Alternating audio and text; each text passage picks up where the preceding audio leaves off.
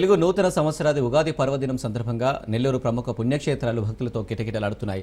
విశ్వావసు నామ సంవత్సరంలో జిల్లా సర్వతో ముఖాభివృద్ధి జరగాలని, పాడి పంటలతో వ్యాపార అభివృద్ధితో సుభిక్షంగా ఉండాలని కోటి ఆశలతో ప్రజలు నూతన సంవత్సరాదిలో అడుగు పెడుతున్నారు. నెల్లూరు ఉగాది ఉత్సవాలపై ఇరుకల పరమేశ్వరి అమ్మవారి దేవస్థానం నుండి మా ప్రతినిధి చరిత్ర కుమార్ మరింత సమాచారం అందిస్తారు. తెలుగు నూతన సంవత్సరాది ఉగాది పర్వదినం సందర్భంగా ఈరోజు దేవాలయాలన్నీ కూడా పెద్ద ఎత్తున భక్తులతో కిటకిటలాడుతున్నాయి. నెల్లూరులోని అన్ని ప్రముఖ పుణ్యక్షేత్రాలకైతే భక్తులు ఈరోజు పెద్ద ఎత్తున హాజరయ్యారు.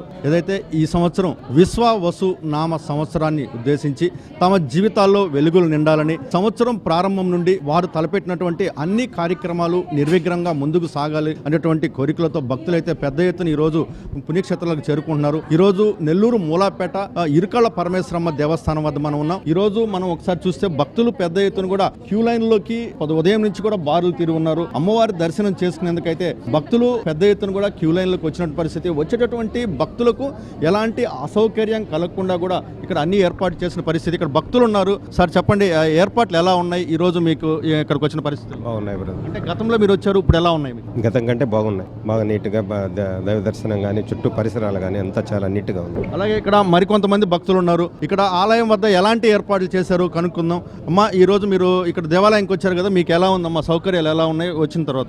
ఫ్రీది టికెట్, 20 రూపాయల టికెట్ తీసుకొని ఇదే ఫ్రీది ఇది.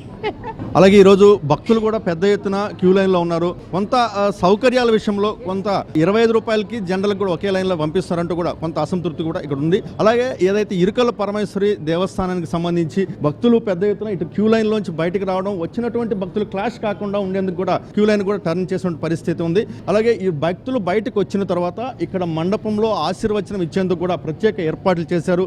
ఇక్కడ మండపంలో వచ్చినటువంటి భక్తులకు ఆశీర్వచనం ఇస్తారు. ఈ ఆశీర్వచనం ఇచ్చిన తర్వాత భక్తులు యథావిధిగా తీర్థప్రసాదాలు తీసుకొని బయటకు వెళ్లేందుకు కూడా ఎలాంటి ఇబ్బందులు లేకుండా చేసిన పరిస్థితి ఉందని చెప్పాలి. అయితే ప్రధానంగా ఏదైతే నూతన తెలుగు సంవత్సరాదికి సంబంధించి అందరూ కూడా వారు భక్తులు ప్రధాన కోరికలు అంటే పాడి పంట ప్రశాంతంగా ఉండాలి, అలాగే వ్యాపారం అభివృద్ధి చెందాలి, వివిధ రకాలైనటువంటి కోరికలతో అయితే భక్తులు వస్తుంటారు. అయితే ఈరోజు మనం ఆంధ్రప్రదేశ్ రాష్ట్ర వ్యాప్తంగా మనం గమనించినట్లయితే ప్రధానంగా నెల్లూరు జిల్లాలో రైతులకు సంబంధించి ఏదైతే జీవనాడి ఉందో ఈరోజు సోమశిల జలాశయం నిండు కుండను తలపించే విధంగా ఉంది. ఈరోజు రాబోయేటటువంటి రెండో పంటకు కూడా నీళ్లు ఇస్తారన్నటువంటి ఈ ఉగాది పర్వదినం పూట జరిగేటటువంటి దీంట్లో పాడి పంటలకు సంబంధించి కానీ ఇటు వ్యాపార అభివృద్ధికి సంబంధించి కానీ తీసుకున్నటువంటి క్రమంలో గత 2-3 సంవత్సరాలకు ఎప్పుడు లేని విధంగా 54 టీఎంసీలు నీరు ఉండడం ఇటు రైతుల్లో అయితే మాత్రం ఒకంత ఆశలు చిగురిస్తున్న పరిస్థితి అయితే ఉంది. ఒకసారి అంటే ఏదైతే రైతుల్లో జరిగేటటువంటి ఇది వృద్ధి వ్యాపార పరంగా కూడా అనేకమైనటువంటి పాడి పంటలు వచ్చినట్టు పాడి పంటల అభివృద్ధి జరిగితే రెండో పంట కానీ వస్తే ఖచ్చితంగా కొనుగోలు శక్తి కూడా పెరుగుతుంటే కూడా ఇటు వ్యాపార వర్గాల్లో కూడా